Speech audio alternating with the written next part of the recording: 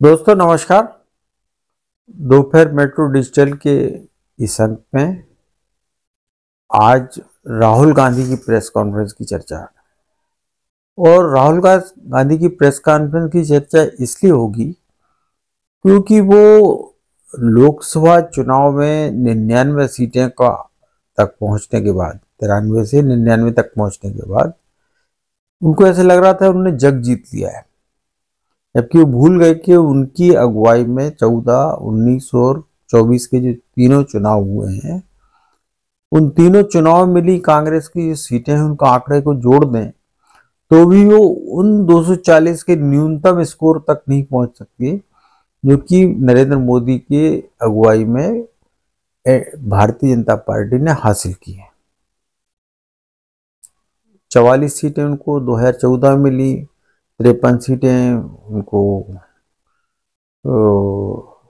19 में मिली, 24 में वो 99 पर पहुंच गए। लेकिन वो उनको ऐसा लगा उस चीज से क्योंकि उन्हें संविधान को लेके जो चीज बखेड़ा खड़ा किया था कि भाजपा संविधान खत्म कर देगी, आरक्षण खत्म कर देगी, वो भ्रम का एक ऐसा माया जाल उन्होंने बुना था जिसमें उन्हें काफी हद तक महाराष्ट्र, उत्तर प्रदेश और बिहार जैसे राज्यों में काफी मदद मिली। लेकिन बीजेपी को ये समझने में बहुत देर लगी। उनकी रणनीतिक भूल भी थी। वो इस चीज को जो राजीव गांधी जिस तरह की भ्रम की राजनीति कर रहे थे उसको फैला रहे थे, उसको वो दूर नहीं कर पाए। बहरहाल उसके बाद बीजेपी कोर्स ऑफ करेक्शन के मूड में रहती है तो उसने हरियाणा, महाराष्ट्र, दिल्ली इन तमाम चुनाव में अपनी इन गलतियों को सुधार लिया। अब हरियाणा मोदी ने पहले जो है लोकसभा चुनाव के महादेवपुरा सीट का मुद्दा उठाते कहा कि ये हम एटम बम फोड़ने वाले हैं। वो एटम बम फूटा, लेकिन वो कितना कारगर रहा आप सबको पता है। इस चीज के बारे में बताने की जरूरत है। फिर उन्होंने महाराष्ट्र के चुनाव को लेकर एक आनंद सीट का उदाहरण देते हुए वोट चोरी का आरोप लगाया और उन्होंने जो है कहा कि ऐसा पूरे देश में हुआ, लोकसभा में 25 सीटें जो है हमारी इसीलिए कम रह गई। ठीक है, और बीजेपी 25 सीट ज्यादा जीत गई। अब जब बिहार के चुनाव की बात आ रही थी तो हरियाणा के चुनाव हुए हुए 1 साल से भी ज्यादा का समय बीत चुका है, तब वो हरियाणा की बात कर रहे हैं और उस मुहाने पर बात कर रहे हैं जिसके चंद घंटों बाद बिहार की 121 सीटों पर 243 में से मतदान होना है। बाकी सीटों पर 122 सीटों पर 11 नवंबर को मतदान होना है। तो वो जिस हाइड्रोजन बम की बात कर रहे थे कि हम हाइड्रोजन बम फोड़ेंगे, उन्होंने वो फोड़ दिया। और हाइड्रोजन बम वो हाइड्रोजन बम ने किसको आहत किया, या वो आत्मघाती फिदाइन दस्ता टाइप था, वो कांग्रेस को डैमेज करने के लिए था, या लालू के महागठबंधन को डैमेज करने के लिए था, या बीजेपी के एनडीए के गठबंधन को को जो है लहूलुहान करने के लिए था। इसका अंदाजा तो आप सहज ही लगा सकते हैं, क्योंकि चाहे बमबारी हो या क्रिकेट का मैदान हो, क्रिकेट में अगर कोई बल्लेबाज बल्लेबाजी करता है तो टाइमिंग का एक बहुत बड़ा महत्व होता है। अगर आपके खेले गए शॉट में टाइमिंग ठीक नहीं है तो आप अपने शॉट में वो तेजी नहीं ला सकते, गति नहीं ला सकते। प्लेसमेंट और उसकी जगह का चुनाव आपको करना है कि कहाँ से हम गेंद को बाउंड्री के बाहर पहुंचा सकते हैं। यही चीजें बमबारी में होती है कि हमारा टारगेट क्या है, हमें वहां कब हमला करना है, कैसे करना है, किसको आहत करना है। तो ये टाइमिंग का खेल जो है वो युद्ध के दौरान भी देखने लगता है।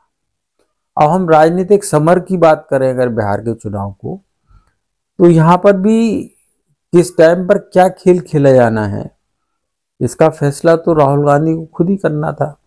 वो कह भी रहे थे कि हम समय आने पर हाइड्रोजन बम फोड़ेंगे, लेकिन उन्होंने बिहार में मतदान का पहले चरण चुनाव चरण के मतदान शुरू होने के 24 घंटे क्या 20 घंटे पहले ही जो है एक प्रेस कॉन्फ्रेंस करके वो हाइड्रोजन बम फोड़ दिया।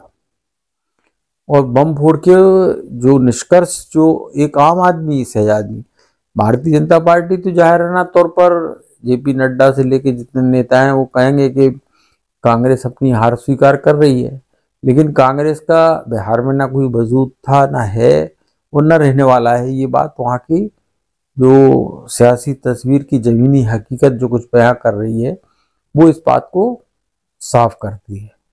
लेकिन वहाँ उनका जिस महागठबंधन दल के सबसे बड़े घटक दल के रूप में कांग्रेस है 60 सीटों के साथ में, उस महागठबंधन का 143 सीटें यानी राष्ट्रीय जनता दल यानी लालू परिवार की राष्ट्रीय जनता दल पार्टी जो है, जिसके मुख्यमंत्री चेहरे के बतौर में, बिहार के नायक के चेहरे के रूप में तेजस्वी यादव को उन्होंने प्रोजेक्ट किया महागठबंधन।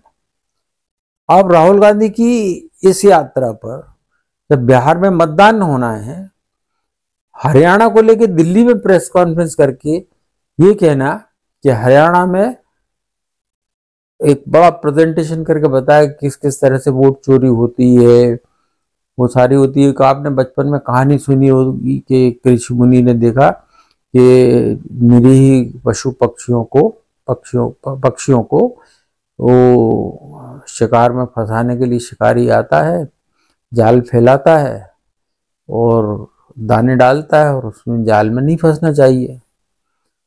तो साधु ने उनके ऊपर दया दिखाते हुए यही उसको शिक्षा दी कि एक शिकारी आएगा, वो जाल फैलाएगा, दाना डालेगा, आप उसके जाल में नहीं फंसी।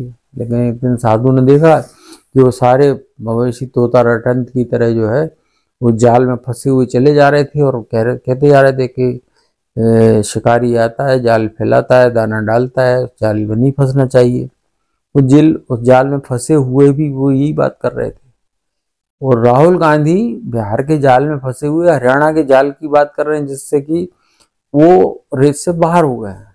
अब वहां के वो आंकड़े बता रहे हैं कि वो क्यों हार गए।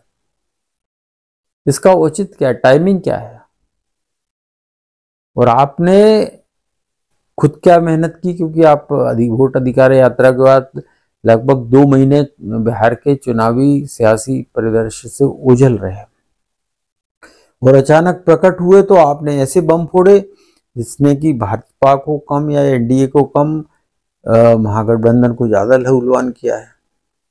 प्रकारांतर से आपने ये कह भी दिया, साफ गोई से कह दिया कि जैसा वोट चोरी हरियाणा में हुई थी ऐसी बिहार में भी हुई है, और जैसा हरियाणा में हम हार गए ऐसी यहाँ बिहार में जो हरियाणा में हुआ वो बिहार में हुआ, यानी कि हरियाणा में भी हम हारे, बिहार में भी हम हारेंगे। माने उनने अपनी हार के साथ में राष्ट्रीय जनता दल का भी काम लगा दिया। अब राहुल गांधी को ये मशवरा कौन देता है कि आपको कब इस तरह के बम को ट्रिगर ऑफ करना है और कहाँ करना है, किसके लिए करना है? क्या वो उनको फिदायन दस्ते की तरह ट्रेंड कर रहे हैं कि अपने कोई आप ध्वस्त कर लीजिएगा? उनकी प्रेस कॉन्फ्रेंस का उन्हें जो भी तरीके बताए कि किस तरह से फर्जी वोटर आईडी और सारी चीजें ये हो रही हैं, ये आप 1.25 साल बाद बता रहे हैं, जबकि ये चीजें जो है आपको 1.25 साल पहले इनको रोकने की तैयारी करना थी। वो तैयारी आपने क्या की थी? आपको मंथन इस बात पर करना था हरियाणा में, जैसे कि ये मध्य प्रदेश में सघन मतदाता सूची का परीक्षण शुरू हो चुका है, निरीक्षण कार्यक्रम। तो आप पचमढ़ी में बैठ के आपकी कांग्रेस जो है वो 10 दिन का चिंतन कर रही है कि ये 2 महीने फरवरी तक चलने वाली प्रक्रिया है। सघन मतदाता सूची का पुनरीक्षण जो है वो 10-12 सालों में कभी एक बार होता है, जबकि संक्षिप्त मतदाता सूची पुनरीक्षण का काम तो साल में हर साल जनवरी में होता है। और मतदाता सूची में वोट जुड़ने घटने का सिलसिला साल भर जारी रहता है, मतदान के 15 दिन पहले तक जारी रहता है। पहले मसौदा जारी होता है, उस पर आप दावे आपत्तियां होती हैं।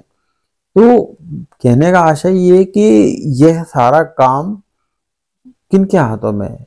उन बूथ लेवल एजेंट पर के हाथों में है जो कि अपने क्षेत्र के, अपने बूथ के क्षेत्र के मतदाताओं को जानते और पहचानते हैं, उन पर नजर रखते हैं कि कौन नए मतदाता आके जुड़ गए, कौन घट गए, क्या हुआ क्या नहीं हुआ, ये देखने का काम बीएलए का है। लेकिन आपके पास में वो कोई बुनियादी नेटवर्क है इस चीज को रोकने का? समस्या तो आपने बता दी कि हमारे साथ में ऐसा ऐसा हुआ है, और आपने ये भी अनुमान लगा लिया, जैसा कि चुनाव आयोग कह रहा है, कि आपने कैसे अनुमान लगा लिया कि ये जो जो वोट कटे हैं या ये है, इससे भाजपा को ही फायदा हुआ है, या जो जिनके वोट नहीं कटे उनने भाजपा को ही वोट दिए, इसका अंदाजा आपने कैसे लगा लिया? आपको भी तो वोट मिले हैं, या जो वोट कटे हैं वो आपको, भाजपा को नहीं मिलने वाले थे, आपको मिलने वाले थे, ये आपने कैसे अंदाजा लगा लिया? इसीलिए जगत प्रकाश नड्डा कह रहे हैं कि बिहार में जो बांग्लादेशी घुसपैठियों का जो वोट कटे हैं उसके कारण राजीव गांधी बौखलाहट पे कुछ भी बयान दे रहा है। अभी बात यही तक सीमित नहीं है, आपको अपना बूथ, मध्य प्रदेश के संदर्भ में भी बात करूं तो 65,000 70,000 करीब पोलिंग बूथ है, लेकिन 10,000 पोलिंग बूथ ऐसे हैं जहां पर कांग्रेस के पास में बूथ लेवल एजेंट नहीं है। तो भैया वो जो बूथ के स्तर पर होने वाली, अगर आपकी बात को सही मानते हो कि मान लें कि चोरी हो रही है, तो उसको चोरी के रोकने वाले आपके पहरेदार, जो बूथ के पहरेदार हैं, वो कहाँ है? उनका नेटवर्क कहाँ है? उसको खड़ा करने के लिए आपने क्या कोशिश की? और क्या ये पहली बार हो रहा है क्या इस मध्य प्रदेश में? जब 10 साल दिग्विजय सिंह की कांग्रेस थी तो मध्य प्रदेश के रीवा जिले में एक एक घरों में 54 वोटर नहीं मिले थे क्या? उस सीट पर जिसपे कि तत्कालीन विधानसभा अध्यक्ष और स्वर्गीय श्री श्रीनिवास तिवारी चुनाव लड़ रहे थे, उनके क्षेत्र में मतदान निष्पक्ष तरीके से हो सके उसके लिए रीवा जिले के सारे कर्मचारियों को ही हटा दिया गया था, और भोपाल से एक स्पेशल ट्रेन से हाँ स्पेशल ट्रेन भेजी गई थी जिसमें कि मतदान कर्मी दूसरे जिले से गए थे मतदान कराने। तब ये बात बूथ जब बैलेट से वोटिंग होती तब भी थी, और जब ईवीएम से वोटिंग होती तब भी हो रही थी। लेकिन ये सब कब हुआ? क्योंकि बीजेपी ने सतर्कता बरती थी, इसलिए आपकी सत्ता 2003 में आपने मध्य प्रदेश में गंवाई। हरियाणा में आप हासिल नहीं कर पाए तो इसका मतलब ये कि आपका बूथ लेवल मैनेजमेंट कमजोर था। उसको कसने के लिए आपने क्या किया? आप समस्याएं गिनाना तो हर व्यक्ति को आता है इस देश में, आप किसी से भी समस्या पूछ लीजिए वो आपको लाख चीजें गिना देगा, लेकिन समाधान क्या है? जब तक आपके पास में समस्या नहीं है तो ऐसी समस्याओं का जिक्र करने का ही कोई फायदा नहीं। If you don't have any solution then it's very is essential to discuss about the problem. If you are not able to find out the solution, don't discuss those problems. You are not having the solutions. You just come out with the solutions and discuss the problem. ये समस्या ये समाधान ऐसा हो। तो आपके अपने level पर आप क्या कर रहे हैं? आप चुनाव आयोग पर तोहमत लगाने के लिए, भाजपा को कटघरे में खड़ा करने के लिए आप सारी चीजें कर रहे हैं। आप बिहार जिस देश में जाके लोग उनको पप्पू की उपाधि देते, लेकिन बिहार में जाके उन्होंने क्या बयान दिए? उन्होंने ये कहा कि देश की सेना पे केवल 10% लोगों का नियंत्रण है, 10% लोग ही देश चला रहे हैं। सुप्रीम कोर्ट में भी जो है, सुप्रीम कोर्ट को भी उन्होंने घेर लिया, जबकि अभी मध्य भारत के जो प्रधान न्यायाधीश चीफ जस्टिस गवई जो है वो खुद दलित समाज से आते हैं। वो कह रहे हैं कि ये इतने प्रतिशत, केवल 10% ही चला रहे हैं। इस देश को केवल 10% चला रहे हैं। तो 50% आरक्षण जो सारे देशों में और प्रदेशों में लागू है, तो उन लोगों को आप कहीं गिनते नहीं है? वो कहीं किसी ओहदे पे नहीं है, सरकारी सिस्टम में नहीं है क्या? बल्कि सच्चाई तो ये है कि जो जो जिन 10% लोगों की बात कर रहे हैं, उनमें उसमें अधिकांश लोगों को तो इस आरक्षण के कारण देश छोड़कर बाहर जाकर अपनी प्रतिभा का लोहा मनवाना पड़ रहा है, क्योंकि देश में आरक्षण के चक्कर में वो पा ही नहीं सकते हैं। और आप कह रहे हो कि केवल 10% लोग चला रहे हैं। तो वो संवैधानिक प्रावधान, मतलब जो बाबा साहब बना के गए हैं और जिन पर देश चल रहा है, आप उसका भी मखौल उड़ा रहे हैं और आप देश में एक अराजकता की स्थिति पैदा करना चाह रहे हैं। यानी आप सत्ता पाइए, सशक्त, उसके लिए उसके पहले सशक्त विकल्प भी तो बन के दिखाइए। लोगों को ये दिखे तो आपकी प्रकल्प भी दिखाइए, जिससे लोगों को लगे कि हाँ, आप अपने देश को नरेंद्र मोदी से बेहतर इंसान के रूप में राहुल गांधी मिल गए, तभी तो लोग आपको चुनेंगे। आप तो देश के खिलाफ ही ऐसी बातें कर रहे हैं, आप सिस्टम के खिलाफ बात कर रहे हैं, आप संविधान के खिलाफ बात कर रहे हो, संविधान की किताब लहराते रहते हैं।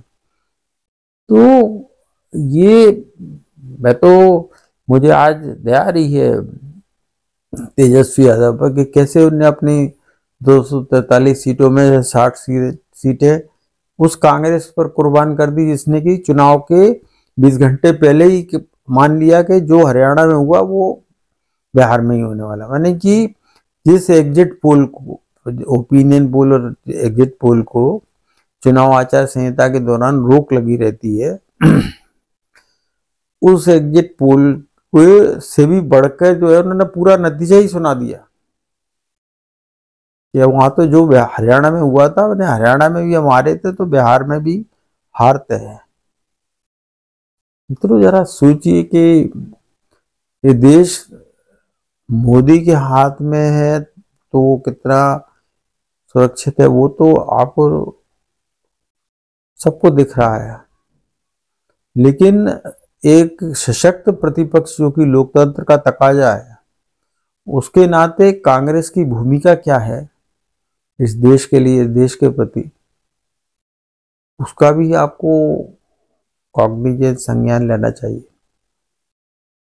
क्योंकि आप अगर देश में रहकर देश की राजनीति कर रहे हैं या विदेश की राजनीति कर रहे हैं, लोग अब भ्रमित होने लगे इस बात, ये वो देश का एजेंडा चला रहे हैं या विदेश का एजेंडा चला रहे हैं, वो कांग्रेस का एजेंडा चला रहे हैं या वामपंथ का एजेंडा चला रहे हैं।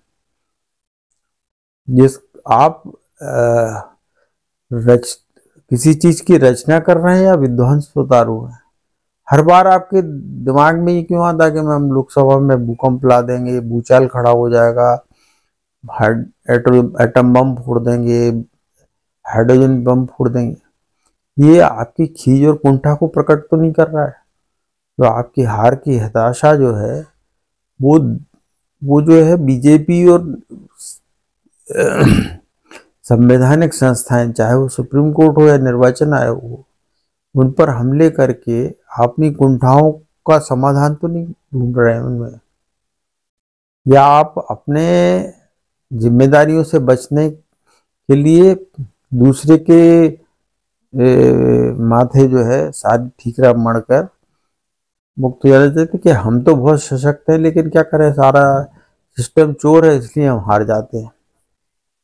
आप अपने स्तर पर जीतने के लिए क्या कर रहे हैं? मैं वही कह रहा हूँ कि जो लड़ाई खंदक को जमीन पे लड़ी जाती, पैदल सेना जो लड़ती है, उस पैदल सेना को तैयारी करने के लिए आप क्या कदम उठा रहे हैं? जब तक आपकी पैदल सेना नहीं होगी ना, तो आप हाथियों घोड़ों पर सवारी करके और रथों में बैठ के जो है राजा चुनाव नहीं लड़ते, वो आगे प्यादे ही चुनाव लड़ते हैं। वो प्यादों से फीडबैक लेते। राहुल गांधी ना जाने कहाँ से फीडबैक ले आते हैं, कहाँ से क्रॉस चेक कर ले आते हैं, जबकि उनको जमीनी हकीकत पता ही नहीं कि उनका नीचे जमीन साफ है। और बिहार चुनाव के मौके पे जो उन्होंने टाइमिंग जो की चुनी है, वो हाइड्रोजन बम एनडीए के माथे नहीं, वो आपने महागठबंधन के माथे फोड़ दिया है। यानी कि आपका जो हाइड्रोजन बम है वो आत्मघात जैसा दिखाई दे रहा है। फिदाइन हमला जिसको कहते हैं उर्दू में, आपने अपने आप को ही अपने बम से, हाइड्रोजन बम से अपने ही पार्टी को उड़ा लिया। पहले से ही बोल दिया कि वही होना है, जो हरियाणा में हुआ वो बिहार में हुआ। अब फिर तो इसके बाद तो मतगणना करने की गुंजाइश ही नहीं है, क्योंकि नतीजे कुछ भी आए वो कहेंगे हम तो पहले ही कह रहे थे ऐसा ही नतीजे आएंगे। और अगर जीत गए तो फिर क्या होगा, फिर क्या कहेंगे आप कि नहीं हमारा हाइड्रोजन बम के कारण जीते। हाइड्रोजन बम जो है ये महागठबंधन पे नहीं, भाजपा पे फोड़ा था हमने। मैंने आपको ये ही नहीं पता कि आप खेत की बात, खेत में लड़ाई हो रही है, आप खलिहान की जंग लड़ रहे हो। मैंने बिहार की लड़ाई है, हरियाणा का मुद्दा है, दिल्ली में प्रेस कॉन्फ्रेंस कर रहे हैं। और बिहार के चुनावी प्रदेश से 1.5 महीने तक, 2 महीने तक आप गायब हैं। मित्रों, इन सब चीजों के जवाब मैं आपके ऊपर ही छोड़ता हूँ, आपकी समझ, आपकी सोच कि कौन कहाँ किस दिशा में जा रहा है, कौन देश को किस दिशा में ले जा रहा है, आप खुद तय करें। आपकी प्रतिक्रियाओं का हमें इंतजार रहेगा। आपको हमारा वीडियो अच्छा लगा हो तो इसे लाइक करें, शेयर करें, सब्सक्राइब करें और हमसे जुड़े रहें। किसी नए मुद्दे के साथ हम फिर मिलेंगे आपसे। तब तक के लिए नमस्कार।